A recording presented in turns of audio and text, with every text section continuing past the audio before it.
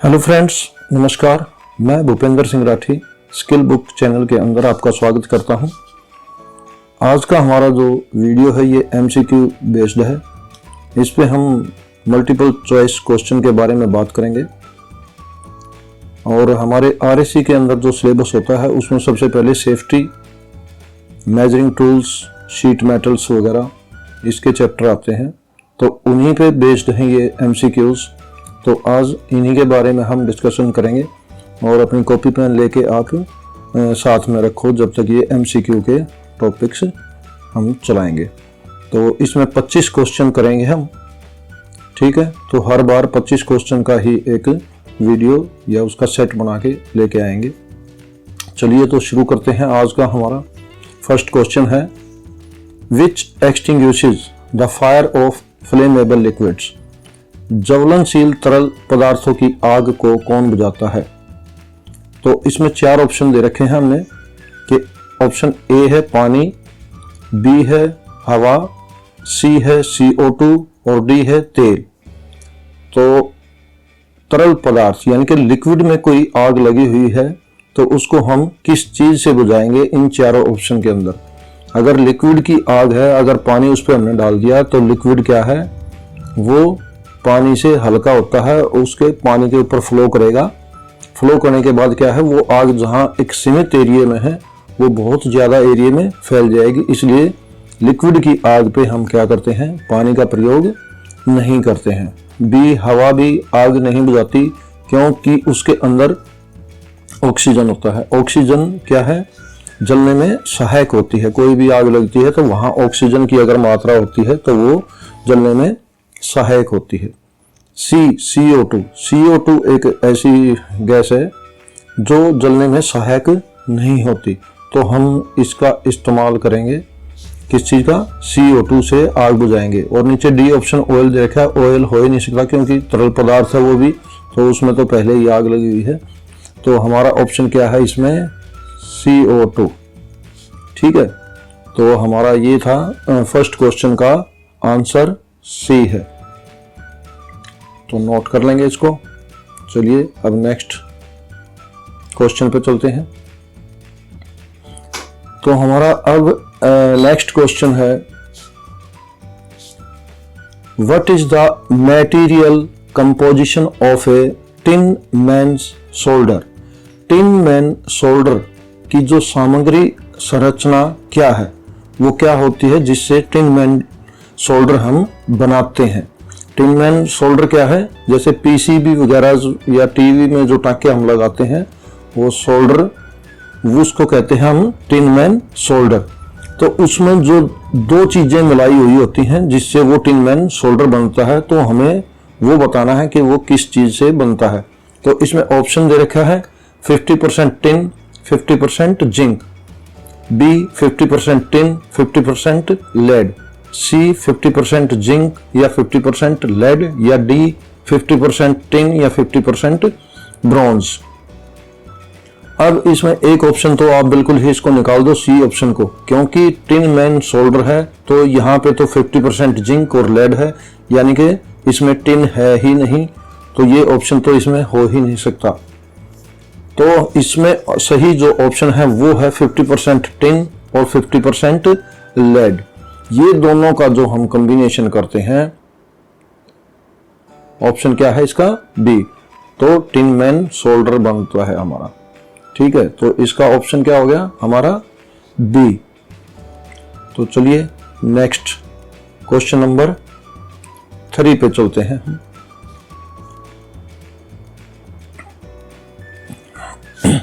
Which metal is allied with zinc to make brass?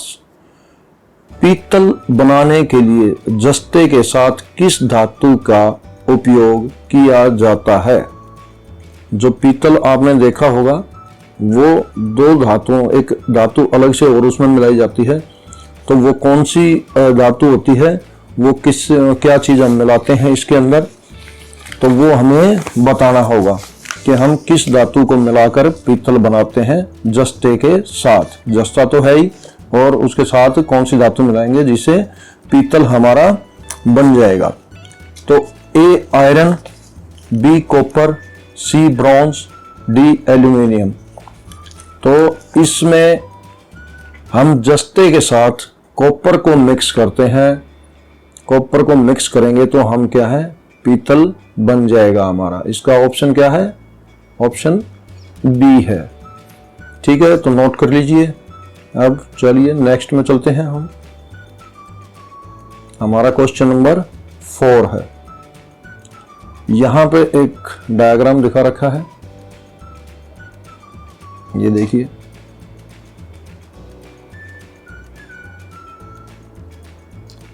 ये diagram दिखाया हुआ है, इस पे हमें बताना है कि ये छेनी है, ये किस प्रकार की चीजल है, यानी कि what is the type of chisel. तो ये चीजल किस टाइप की है। ठीक है, तो हमें इसके बारे में बताना है। अब ये चीजल जो आपको ये दिखा रखी है, ये वाली दिखा रखी है, ये नीचे भी यही चीजल है। तो इसका ये जो पॉइंट अगला हिस्सा है उसको यहाँ पे एनलार्ज करके यानी कि जूम करके दिखाया हुआ है कि ये पॉइंट आपने देखना है, कि तभी हम बता सकते हैं कि ये चीजल कौन सी है।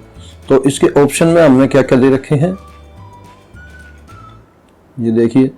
क्या फ्लैट चीजल है, ये क्रॉस कट है, हाफ राउंड है, या डी डायमंड पॉइंट है। तो हमें देखने से ही पता चल रहा है कि ये डायमंड पॉइंट है चीजल। तो इसका ऑप्शन क्या है, ऑप्शन है डी। तो इसको भी नोट कर लीजिए आप। ठीक है, तो अब नेक्स्ट क्वेश्चन पे चलते हैं हम। नेक्स्ट क्वेश्चन हमारा है 5।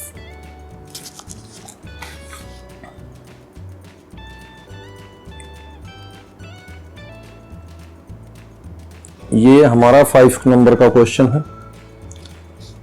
What is the name of part marked as X in outside micrometer.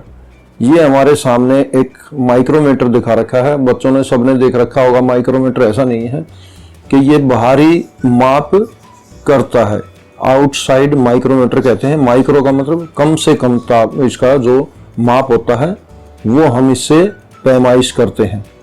तो जो इसमें ये एक्स वाला भाग दिखा रखा है, ये देख रहे हैं आप, जूम कर दिया हमने। तो ये एक्स भाग का बताना है कि इस एक्स भाग को हम क्या कहेंगे।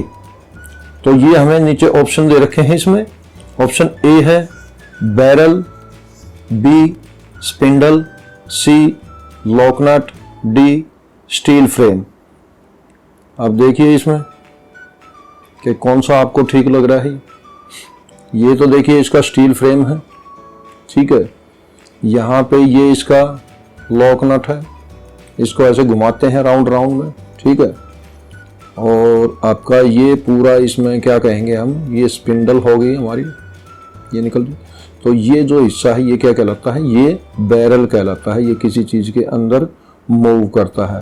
तो इसका ऑप्शन हमारा क्या है, 5th क्वेश्चन का ए बैरल। ये हमने टिक कर दिया इस पे,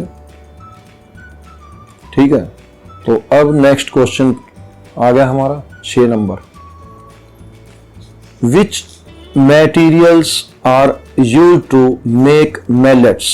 मैलेट्स आपको पता है एक सॉफ्ट हैमर कहते हैं हम उसको, जिससे शीट मेटल पे काम करते हैं। वो सॉफ्ट हैमर होता है शीट मेटल पे इसलिए कि उस पर कोई दाग ना पड़े, चोट के निशान ना आए, वो मैलेट हमारा काम करता है, ठीक है। तो उसको हम बनाते हैं, यानी कि वो किस मटेरियल का बनता है। ए ऑप्शन है इसका वुड और कास्ट आयरन, बी वुड और रबर, सी रबर हो या ब्रास हो, डी वुड या ब्रास हो। तो इनमें से हमने ऑप्शन देखना है कि हमने पहले ही बताया कि शीट मेटल में जब मैलेट्स का इस्तेमाल करते हैं तो उस पर चोट लगने पे कोई उसमें दाग ना पड़े या चोट के निशान ना लगे। अब तुम इनमें देख रहे होगे वुड के साथ कास्ट आयरन है, ये भी मेटल है, ठीक है, और ब्रास भी मेटल है, ठीक है। तो ए और सी और डी ऑप्शन के अंदर क्या है, मेटल इस्तेमाल हो रही है, लेकिन हम उस पे मेटल का इस्तेमाल नहीं करते बनाने के लिए। तो ऑप्शन इसका बी है कि रबड़ और लकड़ी का हम मैलेट बनाते हैं और उसका शीट मेटल के काम में उपयोग करते हैं। तो ऑप्शन क्या है हमारा इसमें? ऑप्शन बी है। इस पे ऑप्शन बी है हमारा। ठीक है, तो चलिए अब नेक्स्ट क्वेश्चन करते हैं हम। क्वेश्चन नंबर हमारा 7 है। Which is the point angle of A twist drill used for zinc alloy? जो जस्ते की मिश्र धातु होती है उसमें हम जो ड्रिल बिट इस्तेमाल करते हैं तो उसका जो पॉइंट एंगल होता है वो हमारा कितना होता है? 90 डिग्री, 100 डिग्री, 118 डिग्री या डी 125 डिग्री? तो जो ट्विस्ट ड्रिल हम एंगल इस्तेमाल करते हैं जिंक अलॉय के लिए वो होता है option C. Option C 118 degree. ये ऑप्शन सी है, तो इसको भी नोट कर लीजिए। चलिए फिर अब नेक्स्ट उस पर चलते हैं हम। तो ये हमारा क्वेश्चन नंबर 8 है। Which extinguisher the fire on electrical equipment? जो बिजली के उपकरणों पे आग लग जाती है तो उसे हम किस चीज से बुझाते हैं? ए ऑप्शन है ऑयल, बी फोम, सी वाटर, डी हेलोन। तो इसमें ये हेलोन का इस्तेमाल करते हैं। ऑप्शन डी है। ये एक गैस होती है जो एटमॉस्फेयर में नेचुरल टाइप में मिलती है, उसको कंप्रेस्ड करके और फिर हम कहाँ फायर एक्सटिंग्विशर के जो आपने वो सिलेंडर से देखे होंगे उनके अंदर इसको भरते हैं, उससे हम बिजली की आग को बुझाते हैं। तो इसका ऑप्शन क्या है? डी, 8 का डी। तो चलिए नेक्स्ट चलते हैं। Question number 9। ये सभी शीट मेटल से रिलेटेड और सेफ्टी से रिलेटेड क्वेश्चन है, तो इन पे जरा ध्यान दीजिएगा और इन्हीं क्वेश्चन के अंदर से ही आपको क्वेश्चन आएंगे। 101% है ये बिल्कुल। तो चलिए क्वेश्चन नंबर 9 देखते हैं। What is the angle of marked as X? What is the angle marked as X in sheet metal V notch? नीचे ये शीट मेटल का हमने एक कट दिखा रखा है इसमें। ठीक है, तो इसमें जो ये कट लगाया हुआ है, कौन सा कट लगाया हुआ है? ये जो कट लगाया हुआ है। ठीक है, तो ये कितने एंगल पे बनाया है ये कट? तो इसको आप देख लीजिए और इसके ऑप्शन भी देख लीजिए कि कितने ऑप्शन है इसमें। हमारे 4 ऑप्शन दे रखे हैं। ए 90 डिग्री, बी 60 डिग्री, सी 45 डिग्री या डी 30 डिग्री। तो इस नॉच को, इस कट को आप देख रहे हैं, ये सिंपल सा दिख रहा है कि आपको 90 डिग्री पे है, तो इसका क्या है? ऑप्शन ए है। ए 90 डिग्री, ऑप्शन ए। ठीक है, नोट कर लिया होगा। तो चलो हम नेक्स्ट क्वेश्चन पे चलते हैं। Question number 10। Which tool is used for bending, seaming and forming of a sheet metal? Sheet metal के अंदर जो हम बेंडिंग करते हैं, सीमिंग करते हैं, फॉर्मिंग करते हैं, उसके लिए किस टूल का उपयोग हम करते हैं? ठीक है, बेंड करना, सीम करना, जोड़ लगाना, ये सीमिंग, ये जोड़ होते हैं, फॉर्मिंग होता है आपस में दो शीटों को इनको मिलाना हो। ठीक है, तो हम इनमें से किस टूल का इस्तेमाल करते हैं इस काम के लिए? ए बेंच वाइज का, बी हैंड वाइज का, सी स्टेक्स का या डी शीयर का। बेंच वाइज से आप सब वाकिफ हैं, आपको पता है कि बेंच वाइज क्या काम आती है। कोई बड़ी सी चीज को ग्रिप करने के लिए होता है कि उसको हम पकड़े, उसके अंदर जा होते हैं तो सीधी सी बात है, वहां हम इसको बेंडिंग और सीमिंग के लिए काम नहीं लेते। हैंड वाइज भी एक छोटी कोई चीज हमें पकड़नी होती है तो उसको पकड़ने के लिए हैंड वाइज का इस्तेमाल कर। स्टेक्स का काम ही यही है कि बेंडिंग करना, सीमिंग करना, उसको शेप देना, किसी शीट को शेप देने के ये स्टेक्स काम आते हैं। शीयर होता है, एक कटिंग होती है जिसको हम कैंची कहते हैं, बड़ी कैंची, वो शीयर कहलाता है। स्निप एंड शीयर, स्निप होता है छोटा काटने के लिए और शीयर होता है बड़ी चंद्रों को काटने के लिए। तो इसमें ऑप्शन हमारा क्या निकल के आया है, ऑप्शन आ गया इसमें हमें स्टेक्स, सी। तो सी का इस्तेमाल करते हैं हम, स्टेक्स का इस्तेमाल करते हैं इसको मोड़ने के लिए। Question number 11, what is the name of part marked as X in surface gauge. जो सरफेस गेज का डायग्राम दिखा रखा है उस पे हमें बताना है कि वो क्या चीज है। ये हम जो देख रहे हैं ये आपका सरफेस गेज है। इसमें आप जो देख रहे हैं ये सरफेस गेज है। थोड़ा सा मैं इसको इस तरफ कर देता हूं। ये सरफेस गेज देख रहे हैं, तो इनमें से जो ये एक्स पार्ट दिखा रखा है इसका हमें नाम बताना है। तो इसमें 4 ऑप्शन दिए गए हैं कि ए नट है, बी स्नग है, सी बेस है, डी स्पिंडल है। तो मुझे ऐसा नहीं लगता कि ये बहुत ज्यादा मुश्किल है आपके लिए। कि देखिए ये नट भी नहीं दिख रहा, नट तो कहाँ है, ये नट है आपका, ये आपका बेस हो गया और बाकी ऑप्शन क्या थे, स्पिंडल और स्नग। स्पिंडल अलग होती है आपकी, ठीक है। तो ये क्या है, ये ऐसे घुमा के इसको और कोई चीज पकड़ने के लिए आर पार ऐसे नट इसमें हम टाइट कर देते हैं। तो ये जो चीज होती है ये स्नग कहलाती है, ठीक है, स्नग। ऑप्शन बी, इसको हम स्नग कहते हैं, जो किसी चीज को पकड़ के रखती है। इसको टाइट करेंगे, लूज करेंगे तो ये सरफेस गेज आती है हमारी किसी पैरेलल सरफेस, किसी सरफेस पे पैरेलल जो मार्किंग करनी होती है ये हम उसके काम आती है, ठीक है। तो इसका ऑप्शन नोट कर लो, option B snug. Question number 12, ये आपका माइक्रोमीटर से रिलेटेड आ गया, ठीक है। तो what is the equivalent of 1 micron in millimetre. जो मिलीमीटर होता है उसमें ये 1 माइक्रोन कितने के बराबर होगा। ऑप्शन इसमें दे रखे हैं हमने।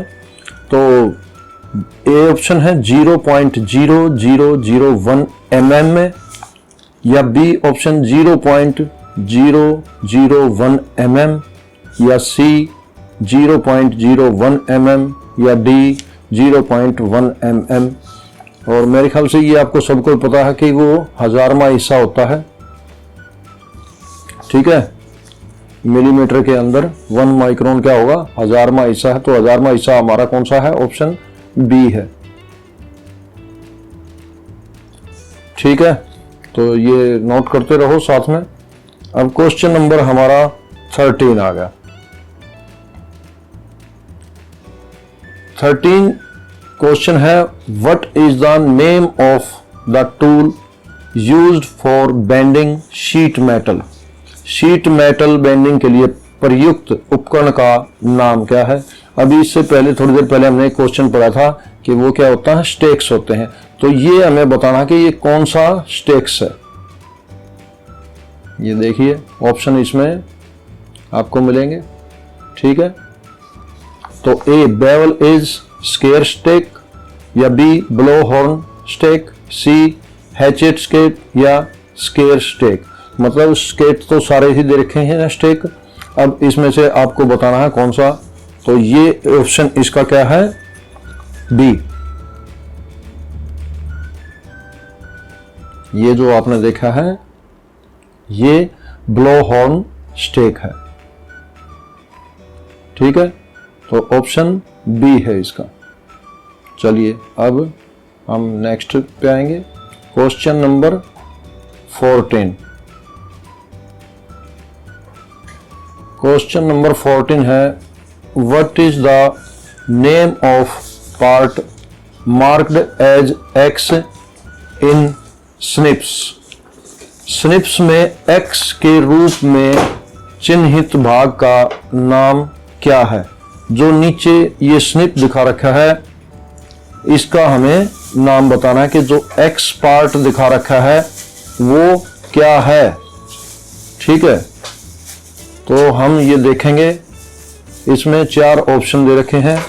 ए हैंडल, बी ब्लैक, सी स्टॉप्स, डी बोल्ट। तो इसमें हमें ये देखना है कि ये जो बेंट स्निप दिखा रखा है, ठीक है, तो इसमें कौन सा है। जो ये एक्स दिखा रखा है ये इसको रोकने के काम आता है कि इससे आगे जाके ये और कटिंग ना करें। तो इसका कौन सा आ गया, ये स्टॉप्स, ऑप्शन सी स्टॉप्स। तो क्वेश्चन नंबर हमारा 14। Question number 15, what is the name of the soldering tool. जो ये नीचे सोल्डरिंग टूल दिखा रखा है तो इसका नाम क्या है। सोल्डर करने के काम आता है ये। अब इसको अच्छी तरह से देख लो, ठीक है। तो अब इसके बारे में बताना है कि इसका नाम क्या है। ऑप्शन दे रखे हैं इसमें, ये देख लिए।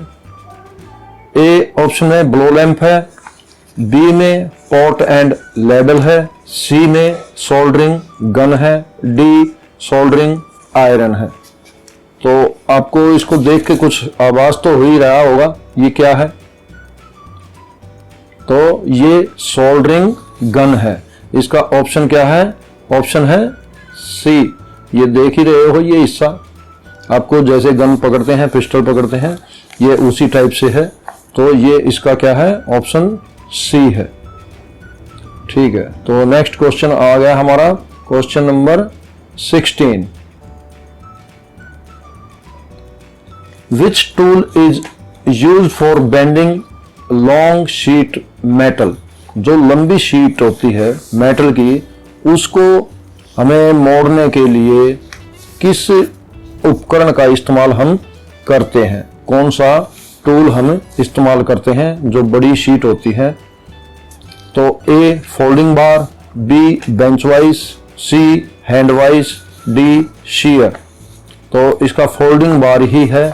ऑप्शन क्या है इसका, ऑप्शन ए है फोल्डिंग बार। ठीक है, तो इसको क्योंकि बेंच वाइज बताया था, हैंड वाइज नहीं है। शीयर कटिंग के काम आता है और हैंड वाइज कोई चीज पकड़ने के काम आती है। बेंच वाइज का भी वही काम है। तो एक ऑप्शन सीधा है जो सिंपल आपको दिख रहा है कि ये फोल्डिंग बार होता है, जो उसको शीट को हम फोल्ड करते हैं, यानी कि मोड़ते हैं शीट को। आपने देखा भी होगा। Question number 17, what is the angle of the tip of centre punch. जो सेंटर पंच होता है, सबने देख रखा है कि हम उसको किसी चीज पे निशान लगाने के काम आता है सेंटर पंच।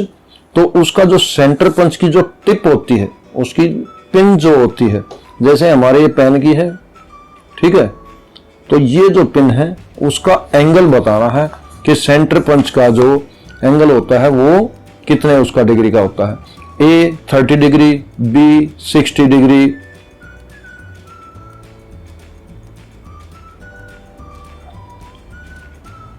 या सी 90 डिग्री, या डी 120 डिग्री। तो इसका ऑप्शन है सी कि जो सेंटर पंच का जो एंगल होता है टिप का, वो क्या होता है, 90 डिग्री का होता है। तो इसका ऑप्शन है सी। तो हमारा नेक्स्ट क्वेश्चन आया है, 18 नंबर है, ठीक है। Which file is used for filing wood. File आपको पता ही है, वो काम करने वाली फाइल नहीं, ये जो हम रेती जिसको कहते हैं, वो रेती वो हम इस्तेमाल करते हैं। तो जो लकड़ी का काम करते हैं उसके लिए किस प्रकार की रेती का इस्तेमाल हम करते हैं। एक तो डबल कट फाइल या single cut file, rasp cut file या स्मूथ फाइल। ठीक है, फाइलों को आपने सबने ही देख रखा होगा, कट के अकॉर्डिंग मिलती हैं और ग्रेड के अकॉर्डिंग मिलती हैं, ठीक है, शेप के अकॉर्डिंग मिलती हैं और लेंथ के अकॉर्डिंग मिलती हैं। तो हमें जो ये बताना है कि जो फाइल लकड़ी के लिए हम इस्तेमाल करते हैं वो कौन सी इस्तेमाल करते हैं। तो इसमें ऑप्शन है रेस्प cut file, option C रेस्प cut, जिसपे दांते से बने हुए होते हैं ऊपर। अगर आपने रेस्प कट फाइल देखी होगी तो दांते से बने हुए होते हैं। ये जो पेंचर वेंचर वाले भी लगाते हैं ये उनके पास में मिलती है, और जो लकड़ी का काम करते हैं उनके पास भी होती है ये फाइल। ठीक है, तो क्वेश्चन नंबर 19। अभी आपके सामने ये पिक्चर दिखा रखी है, ठीक है, डायग्राम दिखा रखा है। Which operation is in progress, ये सभी बच्चों ने कर रखा है कि ये जो सामने डायग्राम में कोई एक काम होता हुआ दिखा रहे हैं। ठीक है, तो ये क्या काम चल रहा है, इस काम के बारे में हम आपने बताना है कि ये जो ऑपरेशन जो काम चल रहा है वो क्या काम है। सभी बच्चों ने इसके बारे में पता है।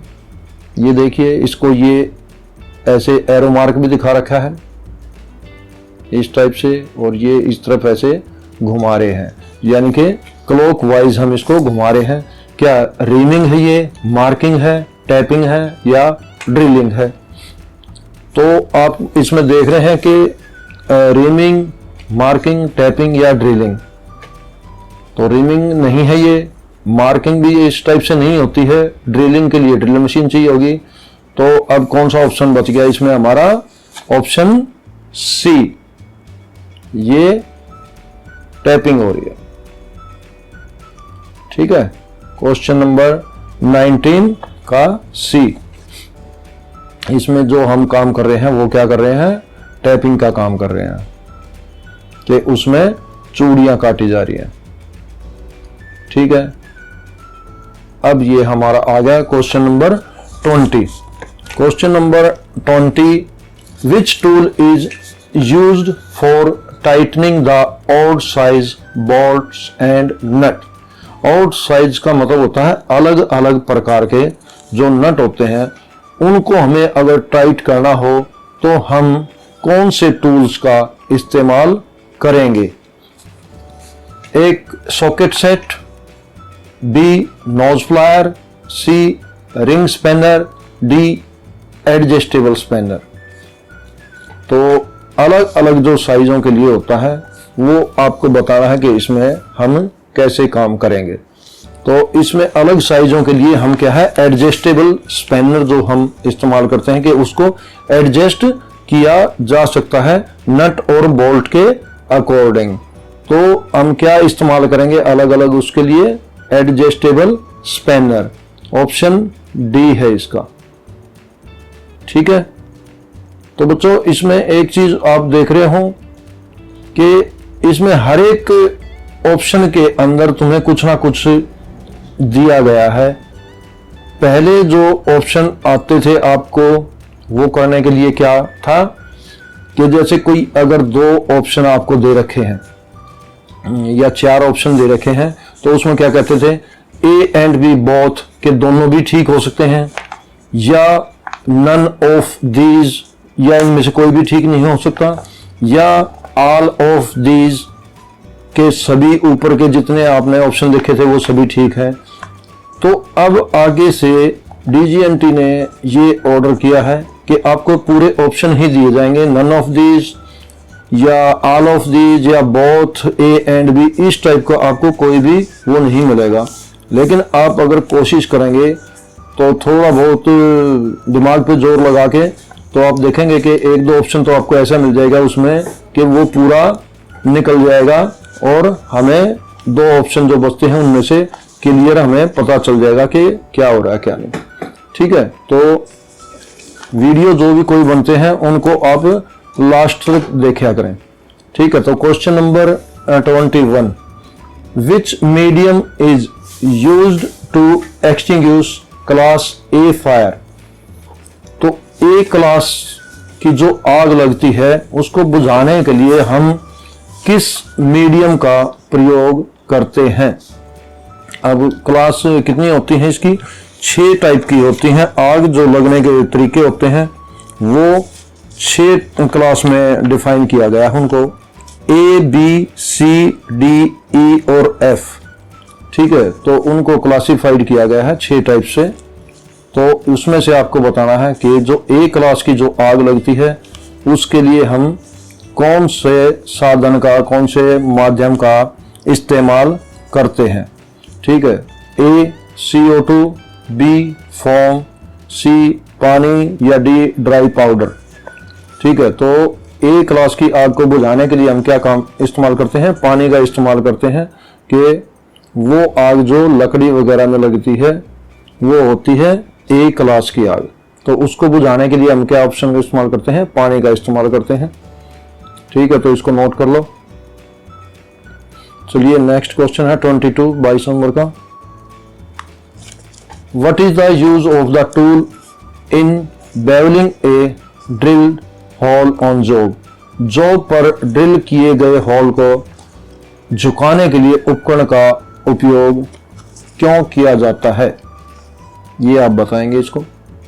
ये आपके सामने दिख रहा है, एक टूल्स है। ठीक है, तो ये किस काम के लिए इस्तेमाल किया जाता है। A ड्रिलिंग के लिए, B reaming, C counter boring या D काउंटर सिंकिंग के लिए। ठीक है, तो क्वेश्चन नंबर हमारा 22 है और इसके सामने आपको डायग्राम दिखाया गया है। तो इसमें आपको बताना है कि ये टूल किस काम के लिए इस्तेमाल किया जाता है।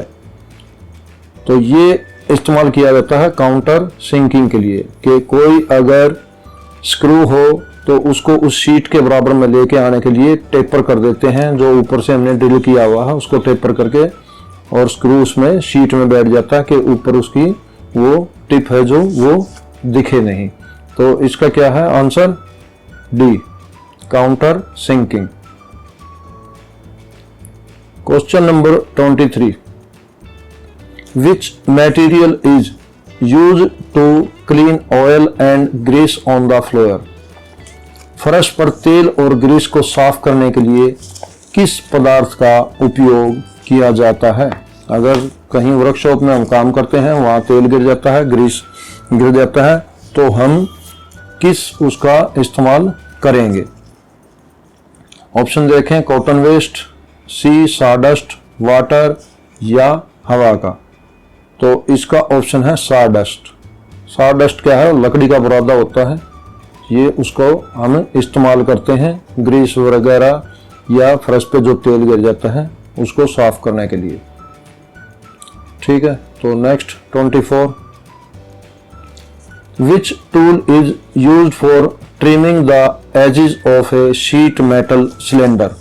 जो शीट मेटल का सिलेंडर होता है, जो उसके किनारे हम उस कटे हुए भाग को अगर ठीक करना चाहते हैं तो उस चीज के लिए किस टूल का हम इस्तेमाल करते हैं। ऑप्शन दे रखे हैं इसमें, straight snip, bent snip, tube cutter, D scissor.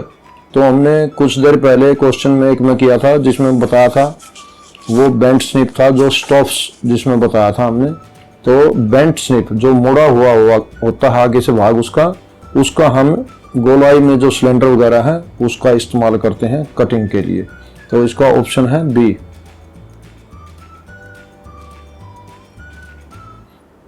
चलिए question number 25 number, what is the least count of vernier caliper.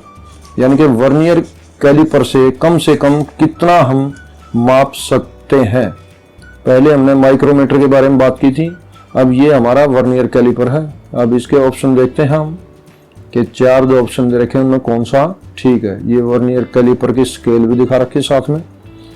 तो ऑप्शन 1 है 0.01, B 0.02, C 0.10 या D 0.20। तो इसका ऑप्शन होगा B 0. जो मिनिमम इसका माप जो हम ले सकते हैं वो क्या है 0.02 ये mm में होता है और माइक्रोमीटर का होता है 0.01। ठीक है, तो आज के हमारे ये 25 क्वेश्चन हो चुके हैं।